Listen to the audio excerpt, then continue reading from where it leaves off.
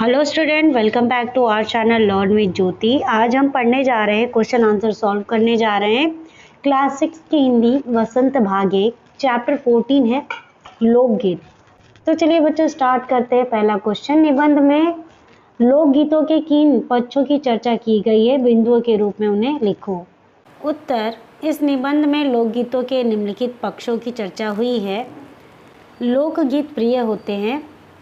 पहला जो यहाँ पे देखिए किन किन पक्षों की चर्चा की गई है लोकगीतों में। पहला है लोकगीत का महत्व, दूसरा है लोकगीत और शास्त्रीय संगीत, लोकगीतों के प्रकार, गायन शैली और राग, चौथा है सहायक वाद्य यंत्र और गायक का समूह, पांचवा है लोकगीतों के साथ चलने वाले नृत्य, छठा है लोकगीतों की भाषा, सातवां है लोकगीतों के लोकप्रियता, आठवां है लोकगीतों के प्रकार।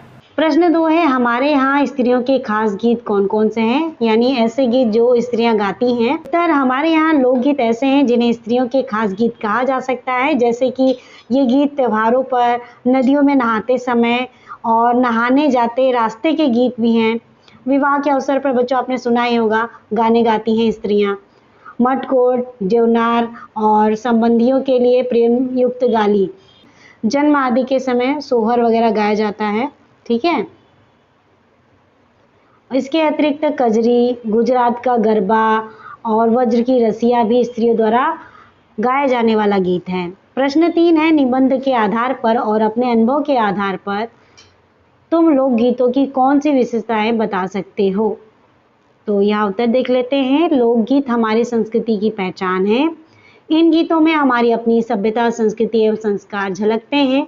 इनकी अनेक विशेषताएं है और लोकगीत गांव के अनपढ़ पुरुष और औरतों के द्वारा रचे गए हैं।